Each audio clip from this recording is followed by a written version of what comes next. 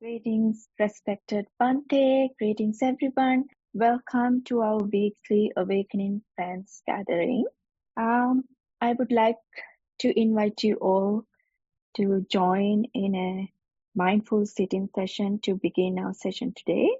And as usual, I would like to respectfully invite our Bante to guide us in a 10-minute sitting session, please. Good evening, everyone. I think it's an evening for most of you. So we will start today's session with sitting practice. For this, you can turn on video. Feel free to join more actively. And you sit in a comfortable manner.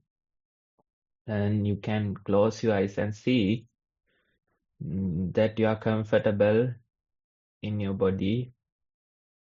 Simply embrace your sitting posture for a moment. Notice that you are seated. Notice that the body is breathing.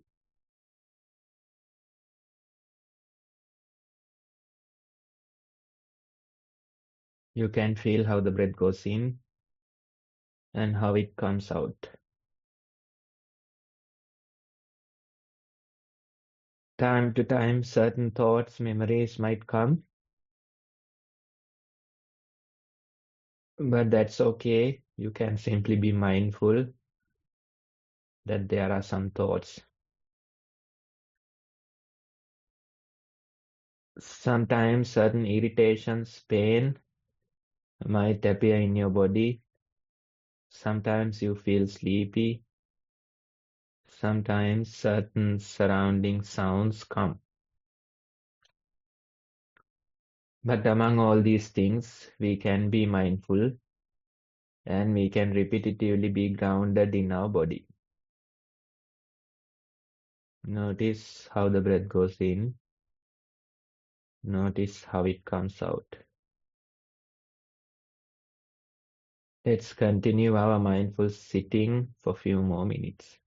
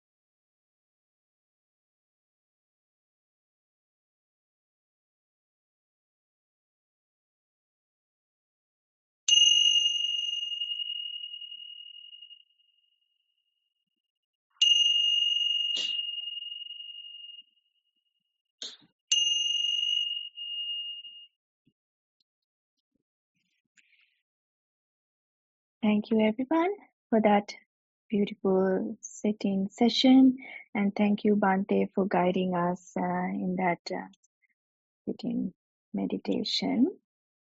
Now that we are moving into our discourse discussion part, and once again, I would like to respectfully invite our teacher to guide us in this discussion, and for Chatura to be the reader again today.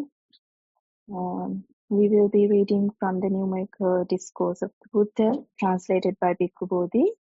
We are referring to the discourse titled Abandoning the Hindrances, and we are on our last discourse today under that title.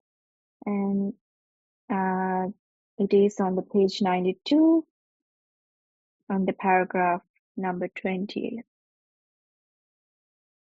Chatura, you can start reading once I share the screen. Okay. Thank you, Kalpani. Homage to the Blessed One, the Arhat, the perfectly enlightened one. Bhikkhus, I do not see even one other thing on account of which unarisen doubt does not arise, and arisen doubt is abandoned so much as careful attention. For one who attends carefully, unarisen doubt does not arise, and arisen doubt is abandoned. Yes, we are on the 20th discourse, second chapter. So this one, let's say, if you live an illusion, then what will happen? You believe in an illusion, but you see it's an illusion, but you feel it's an illusion, right? So this type of a illusion, if you live an illusion, then naturally doubt appears. You don't know what's happening exactly. So as a result, the doubt comes. You are confused about it. You sometimes see certain parts of it. It's true, but sometimes you feel it is not properly working or it is not proper, right? So that way, time to time, we get to see certain aspects of it, and time to time we believe, but next moment it is proven wrong. So that type of a life we live. We think that we feel the real world. We think that we see what's out there. We think that we hear the proper sounds. But in reality, it's an illusion that we live. And due to that, it's natural certain doubts, certain questions arise. Let me give you some day-to-day examples. We feel like this is real. We feel like we are seeing the reality. But once in a while, you can see a glitch in the matrix. Sometimes, let's say, you are driving on a familiar road, and suddenly you realize for last 10 minutes, you have no memory of driving. You can't recall what happened. But somehow, the driving continued. Right? I'm sure most of us, we had similar experiences, especially when it comes to familiar roads, day-to-day traveling. Once in a while, we get to realize last 10 or so minutes, I was missing. Yes. Then let's say you are talking to someone, you are trying to prove a point to them. And once in a while, you might catch yourself in mid-sentence. You might catch yourself in mid-sentence saying something that you don't even believe. It's something that you don't even believe, but you try to prove it to someone else. Then let's say you are sick, you are tired, and instead of the usual way of experiencing world, you get to experience some other thing. You feel like the whole world is different. You feel like this is due to sickness. You think that due to sickness I am feeling this way, but is it only due to sickness? Right? So this way you can see we deal with many things. We think that they are true, we believe that they are true, but in reality, it is not the truth that we are experiencing. Instead, we live an illusion, and time to time we get to see a glitch in the matrix. And it's natural that you discard these experiences, giving some excuse. You might say, I was tired. You might say, I was sick, right? You might give various excuses and simply discard these experiences. But in reality, these are, in a way, what we are experiencing, a glitch in the matrix. We get to see for a tiny moment that we live an illusion, right? So if we are living that type of an illusion, what is the main cause for this? Why does this illusion continues? The main cause of this is that careless attention. You give attention to things carelessly. You don't know how to observe them. You don't know how to properly observe. Instead, you get lost in the things, right? So the main reason for this illusion to continue is careless attention. Whatever comes, whatever you feel, you get lost in them. You get lost in those sights. You get lost in those thoughts. You get lost in those incidents. And you don't get to see the real cause of these things, right? So when we say careless attention, it is naturally getting lost in the outside matters. Trying to find solutions in the outside world. Trying to see that there are certain problems in the outside world, right? So that way we attend to things carelessly. So as a result, the illusion continues. What's the practice related to this? We have doubt, we have questions, and Buddha's advice is simply careful attention. That's what you need.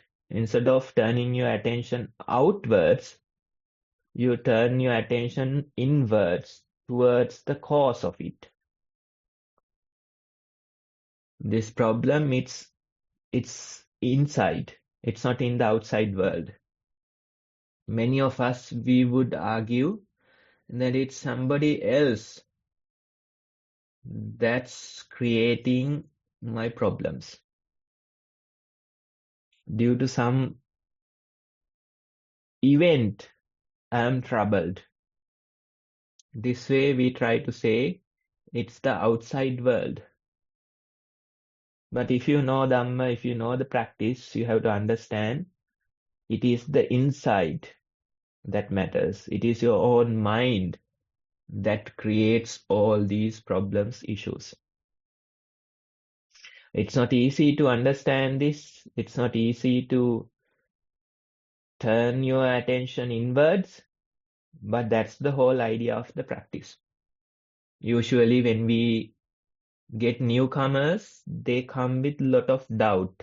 They come with a lot of questions, right? So in the beginning, we give them some guidance about walking, sitting practice. and we ask them to come with a written experience report, reflection report. We ask them to come with a written report. Many people, they don't like it. They say, Bante, I can simply tell my experience. No, you have to tell them to come with a written report. Why? When you write something, you have to properly structure it, properly arrange it. Otherwise, if you simply allow them to talk, they talk anything and everything,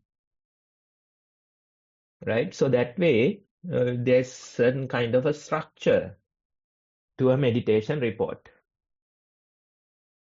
You can't simply start with outside matters. Even I met somebody yesterday, he was complaining, having certain doubts about things. So that's where he started. And you have to correct them. You have to tell them that's not the place to start. At least mention your primary object. In a sentence, can you mention your primary object? It shouldn't be that difficult. But when you talk to more and more people, you get to realize that it's really difficult for them to state their meditation object or primary object in a sentence. They are even confused about their meditation object. So it's natural that they be more and more confused about the world, right? So you have to clear them, that confusion. You have to tell them, okay, when you walk, what do you feel? What do you feel in your body? When you sit, do you feel the breathing? Where do you feel your breathing? What's the sensation that becomes prominent to you? That way, time after time, you have to instruct them and tell them, okay, this is your primary object. You have to figure it out. You have to come with your primary object and state that primary object in a sentence.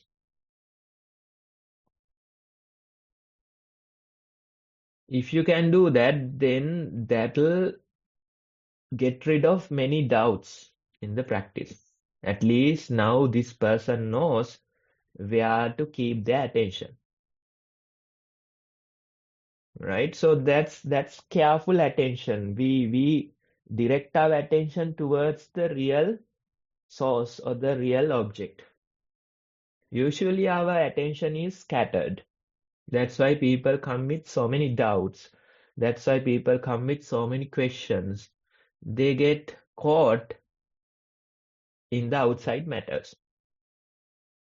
They say that the other people, they are the problem.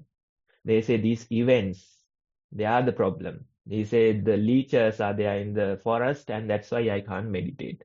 Right? So that way, it's usually goes outside careless attention. Instead of that, we try to direct our attention carefully. Right? So if you know how to direct your attention repetitively towards a bodily sensation, then that's your practice. That's how you attend to things carefully. Of course, we live an illusion, but we can't simply chase after the illusion and try to reveal it. That's not gonna work. Many people, they say, my meditation is I'm observing the mind. But in the process, they get utterly lost because the minds are complex, the minds are tricky. You can't simply directly observe the mind. That's not gonna work. Instead, we have to approach it differently. This illusion, it has continued for many eons. So you can't simply sit in meditation and simply try to observe, try to catch it in action. That's not gonna work. That's not how you approach it. Instead, you direct your attention towards a bodily sensation, and that's your observation. That's where you start. And many people say, I'm observing my breath. What is the purpose? that's simply air that I observe, something like that they say. But you have to understand, when you observe an object of the mind, in a way, indirectly, you are observing the mind as well. That's how it works. You observe an object of the mind, but when you observe an object, you get to observe the mind as well. It's an indicator for your mind. So let's say when you repetitively observe your breath, now initially you feel a solid breath. You might say the breath is real. We all feel that the breath is real, right? But when you attend to it carefully, when you observe it repetitively, what will happen? That initial solid breath will become more and more subtle, and suddenly one day it will disappear. Now, initially we experienced that the breath was real, it was solid, but now what do you experience? Now you are experiencing a state where there is no breath, right? In a way, you can see what you see, it's an illusion. Initially, you sit in meditation, you feel your whole body. You feel your legs, you feel your torso, you feel your head. That way you are experiencing your body. But continue the meditation for a while and suddenly a part of your body, it has disappeared. Your torso, it has disappeared. Right? And many people, they question, what is happening? No, I can't feel my body. They become fearful. I'm not breathing. Right? So that way, in meditation, we take this object, we observe it repetitively, and as a result, we get to see it is not the real reality that we are experiencing. Initially, the breath was there, but now it's no longer there. Initially, the body was there, now it's no longer there. So, what is truth? What is the reality?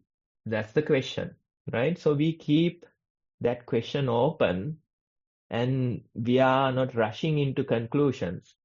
Instead, we simply continue this very observation. That's the whole idea, right? So in noble experiment, there is no conclusion. Usually in the scientific experiments, you have conclusion. That's the most important part. Even you don't have a method, you don't have an observation, but still you need to get the conclusion. I remember we used to do certain experiments in labs. We know what should be the output, right? So we know the graph. This is how the graph should go, right? So the whole effort is to get some data points according to the pattern of that graph, right? So you can see the conclusion is the most important part. But when it comes to novel experiment, we have a method. We attend to this carefully time after time. We attend to it mindfully time after time. And we have an observation. I feel that my breath is disappearing. Initially, I felt a solid breath. 20 minutes into the meditation, there no longer I can feel the breath. Right? So that's your observation. But you don't rush into conclusions. Right? We keep it open. Time after time, we do the method, we do the experiment, we have an observation. Right? So it's a good habit to maintain reflection report, a journal. Every couple of days you meditate and you simply write your experience there. And when you continue for few months, few years, you can really see how your practice is evolving. Right? So that way we approach this. Usually our worldly minds, we are in a rush to come into a conclusion. That's how we are. But instead, we get rid of the conclusion and we continue with our method and the observations. That's the noble experiment. That's what careful attention is, right? And when you do it repetitively, when you practice it more and more, you get to see that you are improving and you can skillfully give careful attention. Initially, you have a lot of doubts. Initially, you have a lot of questions. That's how many people start. That is natural. Especially if they have a doubting mind, then what to do? They practice, they doubt about the practice as well. The same doubting mind continues. But the solution would be simply to continue your meditation, know how to write a meditation report. Right? Many people they wait, they postpone writing a meditation report, telling that I will one day write the perfect meditation report without any mistakes. I will write one day. Till that day, I am not writing. Right? So in a way, they are saying I'll become an arahant and then write a meditation report.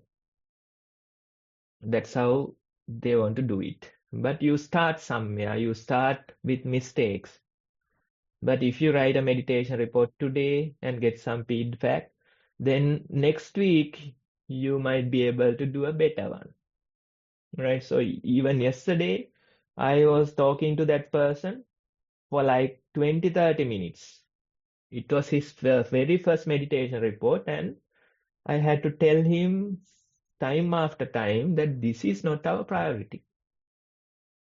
Prioritize the primary object.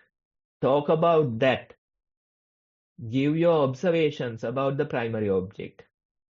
All these questions, doubts, they are not our priority. You don't give that much value to them.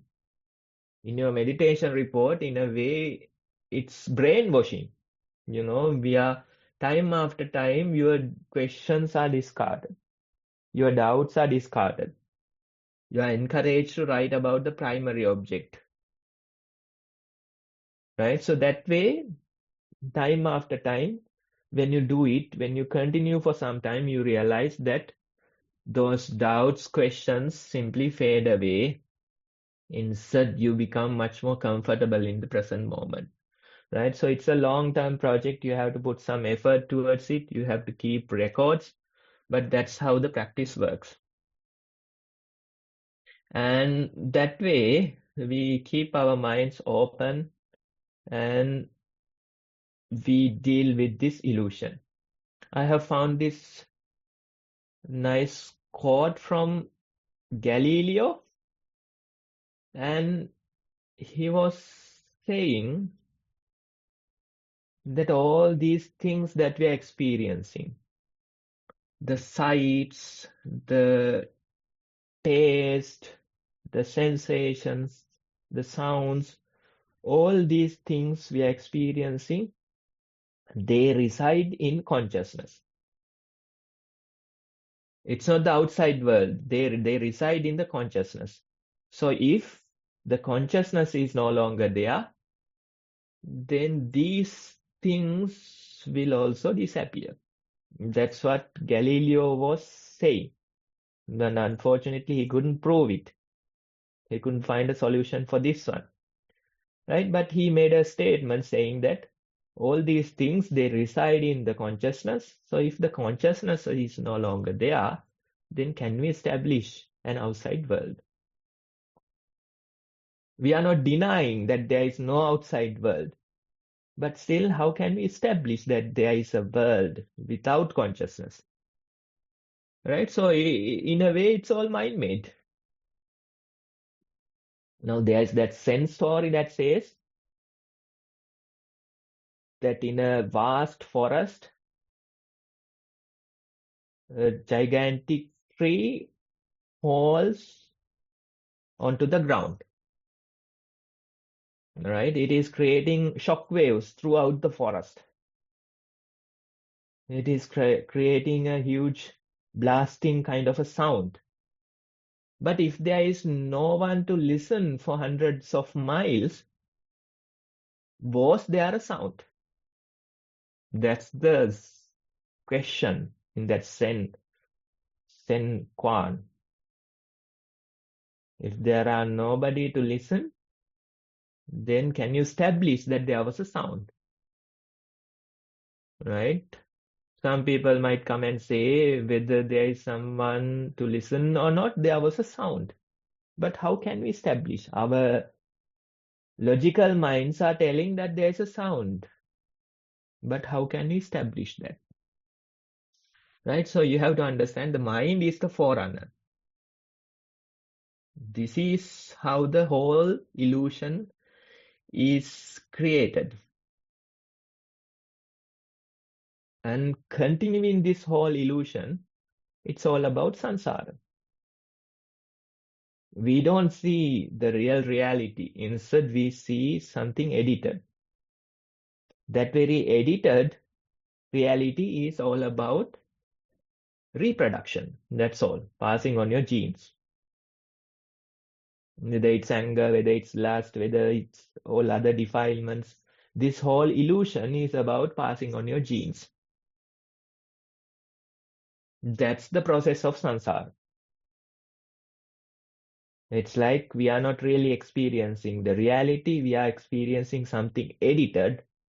That editing process facilitates continuation of this whole journey. That's what it is, right? A good example would be, let's say, your desktop computer. You see a desktop, you see folders, icons there, right? So in a way, it's a virtual reality that we are dealing with, and it supports us to do our daily work.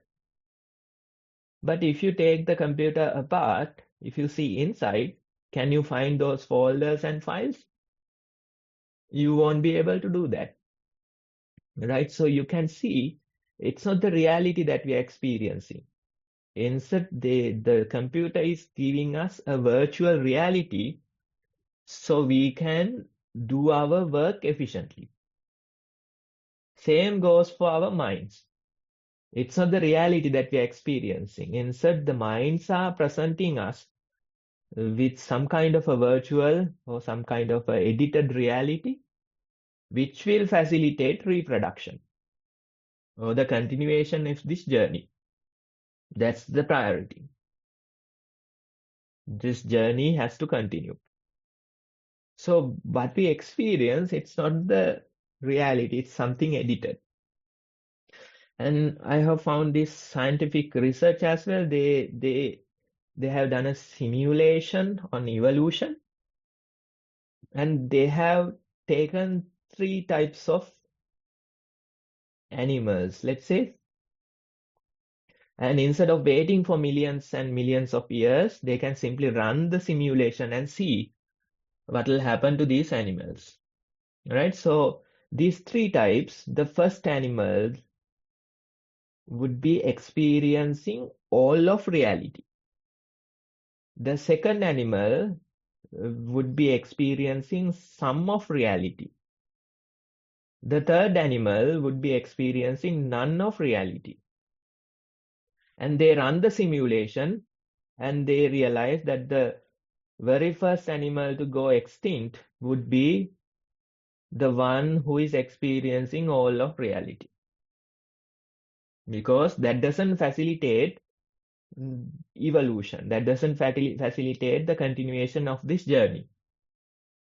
Then next one to go extinct would be the one that's experienced some of the reality. And the animal that experiences none of the reality will thrive. Right? So in a way you can see even evolution, it doesn't facilitate or it doesn't support reality. You don't survive when you experience the reality. Right? So in a way, when we practice meditation, when we talk about this whole path, it is all about ending this journey. It's an effort to go extinct, right? Most people, they don't like it. Even some time back, I remember somebody was telling, Bante, it feels like it's a waste to stop this right now.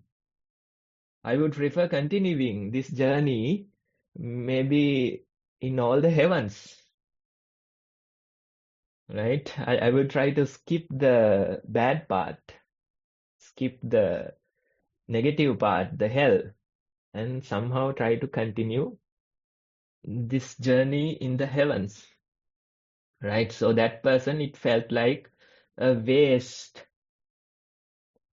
to stop this, to put it to an end. It's a waste, right? Most of the Buddhists, that's their opinion. Although they don't say it directly, although they don't know it directly, that's their opinion. It's a good hobby to, read the Punyānumodana, passing on the blessings, right? So here the Dhanadayakas, devotees, they come and offer alms, and we get to read the passing on merits. They have something written there, right? So when you read that, you can really see that they are not about ending this journey. They say this person is sick, so we pass merits for that person to recover. Then my child is having exams, O-level exams next month, so may he get good results. Then my mother passed away. I passed these merits to her, and she may she get these merits and be happy and healthy, right? So that way, we try to continue this journey. They all wish for heavens, right? So they don't like to end this process. That's why many people, they don't like meditation. If they do meditation, they like something fancy. They don't like vipassana. They don't like this practice. They need some state of high as meditation, right? So that's how people are.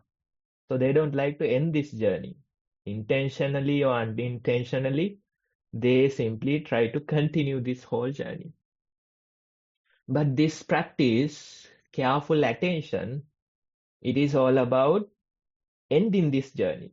When you attend to this carefully, you get to experience more and more reality. More reality you experience, more extinct you go. That's the whole thing. So in a way, we are going to end this journey. Will our minds facilitate ending it? I doubt it.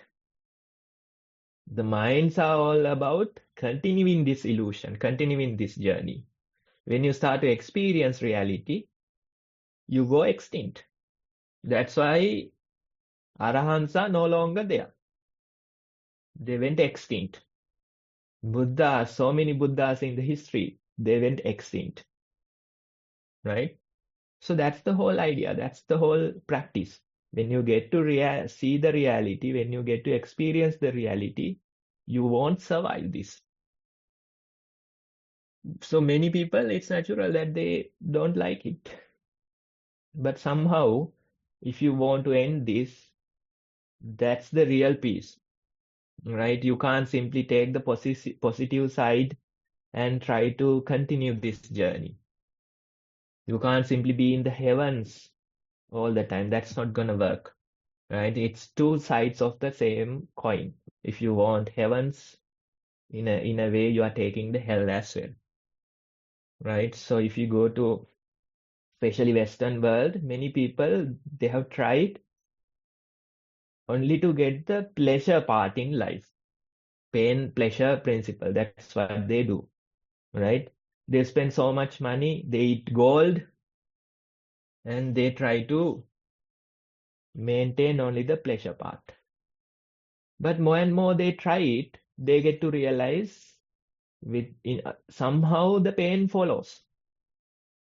Many of these wealthy, those famous wealthy people, if you read about them, you get to see towards the end life, they were depressed, and some of them they committed even suicide, right? Because after trying for many decades, they realized they can't only get the pleasure path.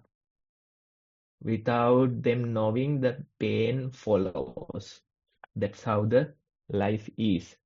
So if you want a solution, if you want to find a lasting solution, the solution would be simply to end this whole journey. There's no keeping the player positive and getting rid of the negative.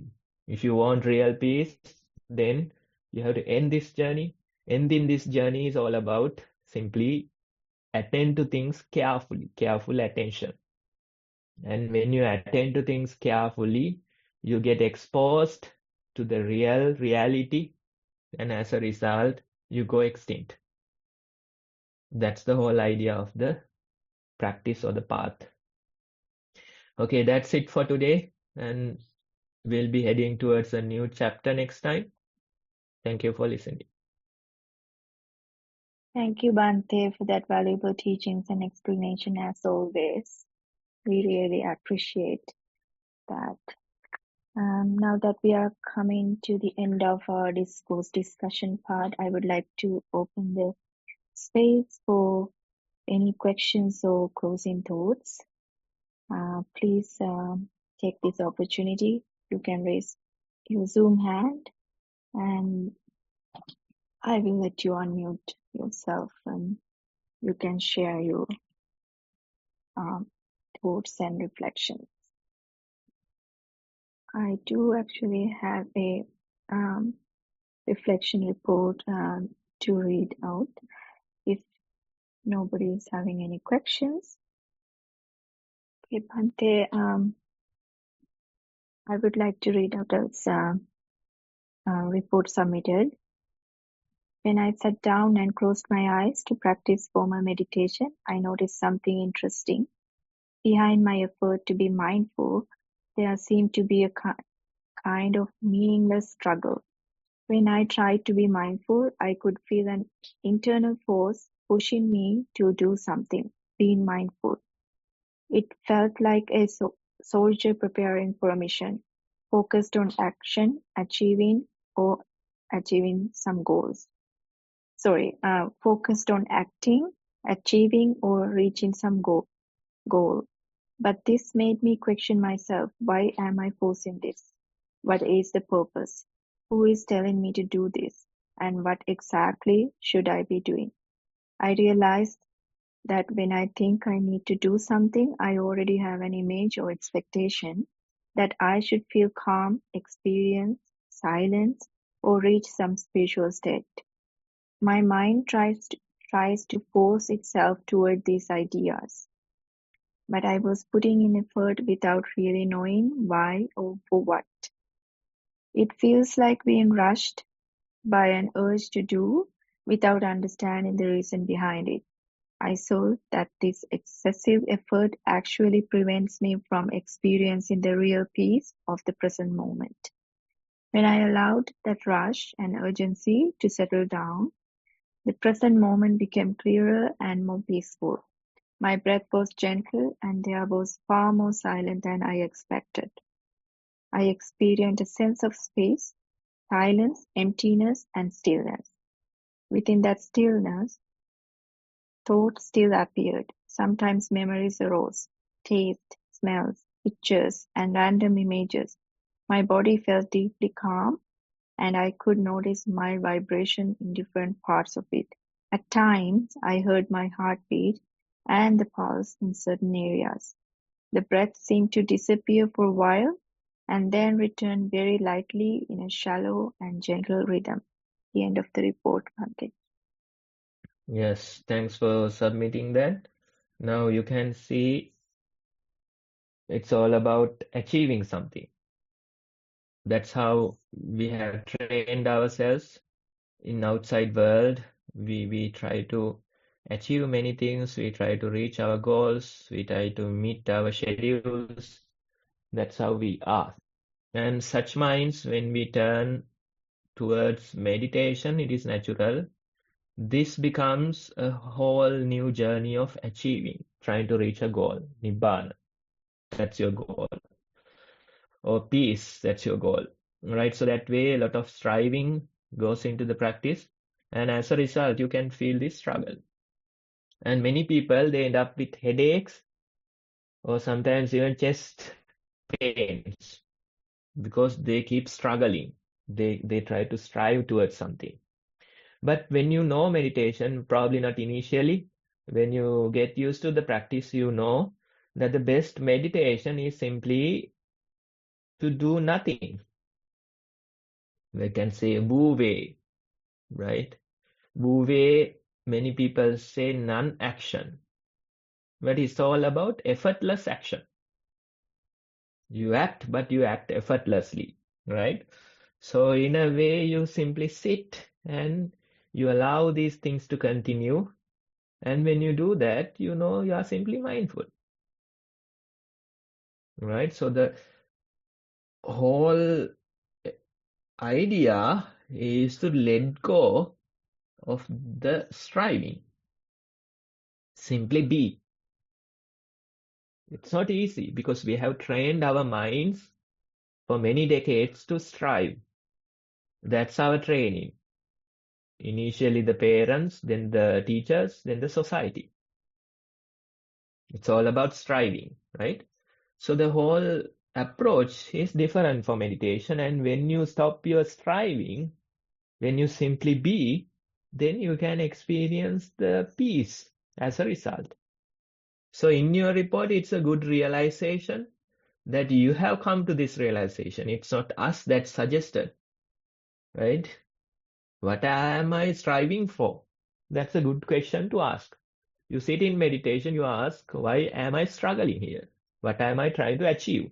If you say you are trying to achieve Nibbana, then you are caught in the process. As long as you have an aim or goal to achieve Nibbana, you won't get it.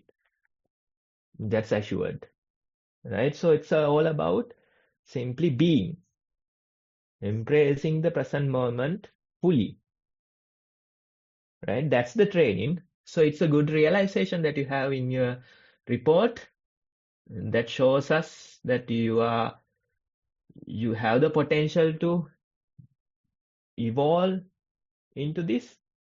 So continue and simply being, just being would be the best practice. But it's difficult to understand that balance initially, but in time you will understand. So this approach is good. Thank you, Bante, for that explanation. And I can see a raised hand. Madhusika, you can unmute and speak. Okay. Med Triple-Gens, bless you. Thank you for this chance. Can you hear me? Yes, we can hear you. Actually, I get a little bit afraid because this is first time I joined this Zoom meeting with DhammaKusala Thero. So that's why I can't explain my question betterly because I have pro English knowledge also. This is the question. I started before 6 months ago a meditation through the Nissarana. And I just now I have some question. I had deep painfulness after 45 minutes ago. After 45 minutes in meditate time, in sitting meditation. So I stopped that because I can't endurance that pain. It fell on my heart. It's felt deeply. That is the question. I can't go throughout that painfulness. I try to go through that pain, but I can't go. More and more I try. I observe that pain, how to calm, how to feeling that pain, and how to go, how to vent that pain. But 5 or 10 minutes, I can't endure that pain. Uh, that's on location. I continue my meditation in monastery, in our monastery. Before 6 months, I started, I said before, Nissarana, and DhammaKusala Thero also advises for me. As a result, that advises, now I'm become a nun next January. So forgive me some poor English. If you can't understand some thing about that one, forgive me. And then please, I hope to answer how to go through that painfulness. Thank you so much. Yes, so let's say in our practice, at certain phases of the practice, certain periods of the practice, you can see sometimes like emotional pain, but they manifest physically. It feels like a physical pain, but actually you are sometimes dealing with emotional pain, right? Emotional pain manifesting in your body physically, right? So this is a phase. That's the important thing. You have to understand this is only a phase, right? And it's more like you can't endure it in your first encounter. That's not possible. But little by little, you have the courage or you develop the strength to endure it. So it's all about like exposure therapy, right? You get exposed to it for 5-10 minutes initially, then you give up. It's natural. Don't worry. It's a natural reaction because emotional pains, it's not easy to deal with. And we have a lot of healings to go through. All of us, we have to heal a lot, right? So this is the healing process. So today you face 5-10 minutes, and tomorrow you can do probably like 1 minute more. That way, little by little, you have to get exposed to this. You have to develop the strength to accept this. Without aversion, you have to welcome this pain.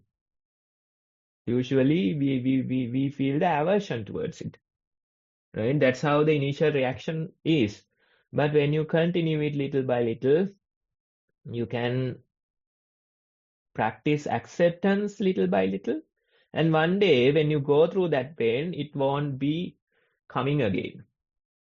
When you go through that whole process, it won't be coming again, right? So this is all about that journey. It might take few weeks, few months even for you to accept this. That's the whole idea. So being a yogi, being a nun, being a monk, it is all about simply accepting what comes to us. That's the whole journey, right? And that's how it is, especially when it comes to a nun's or monk's life. It's all about accepting. You don't know how tomorrow's meal will come. You have no assurance, and you are not supposed to plan it. Instead, you simply be, and if you get, you get. If not, that's also a part of the practice. That's how it is, right? So continue this little by little. You can get exposed to it, and one day, when you let go of the aversion towards that feeling, that pain, when you go through that whole process, this would be done, right? Till we achieve that point, it's a journey, right? So today, 5-10 minutes, that's enough. Next time, you can do a couple of more minutes, right?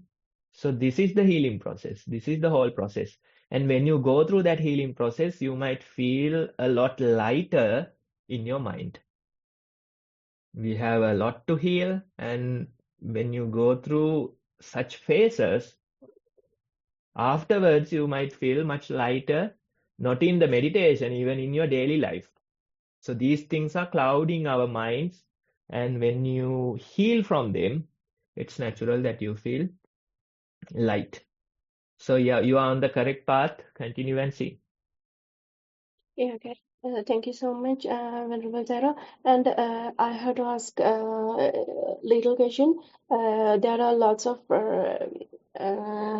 how to call Dayakeo and ask give some comment on likewise, because there's no meditation situation in this monastery. You accept it. I reject, because I'm not enlightened. I'm not. I'm only practices this way. So I gave only one or two comment on the first step. You can see, you observe that one. You observe your feet and you observe your breath. Likewise, but I'm not confident for give. I haven't confident to give some comment for them, but they ask, what, how can I face that moment? Yes, it's a good opportunity for you to develop your practice as well, because when you try to Yeah, teach someone, it's not easy. Yes, yeah, even in schools, we say if you want to learn the maths properly, you have to teach it to someone, right? yeah, Then only you will know how to solve the problem properly. You have to explain it. You have to think about it in different ways. So it's a good idea for us to simply pass on this message to someone else. I know yeah. Is it okay? it's difficult. It's you get stuck. People ask weird kind of questions, but Yeah, that's a process. Initially you make mistakes. Initially you get confused. These questions can't be answered, but little by little, if you know the proper practice, then you can introduce it to them. Especially even in today's talk, we talked about how to instruct someone to write a meditation report. What would be their priority? So those things you have to gather those information, and little by little try to pass on this message. And when you do it for a while, it helps with your practice. You can't feel it initially, but it helps a lot with your practice. Now even here you feel like I am teaching all these people, but in yeah, reality I would be teaching myself. That would be the yeah, best benefit that one can give, right? That's mm, not direct, that you can't feel it. But when I try to explain these things to someone else, uh, I get a return. yeah. I'm the one who is benefiting the most, right? So that's how it is. So good luck and continue. Thank you. Thank you so much, encouragement. Thank you, great thankful. Thank you, Bante, for that valuable advice and explanation for our yogis. And also, I would like to extend my special thanks to everyone who submit reports and raise their hands and ask questions or share their experiences and reflections, because those are the things that nourishes our sessions. Those are really valuable for everybody's practice and this mutual journey. So now that we have come to the end of our session, I would like to take this opportunity to extend my gratitude on behalf of everyone, to our teacher for his presence and for his valuable teachings. And also, everybody, thank you so much for your presence, for your practice, and your valuable attendance. We will see you again next time, the same time. Until then, take care.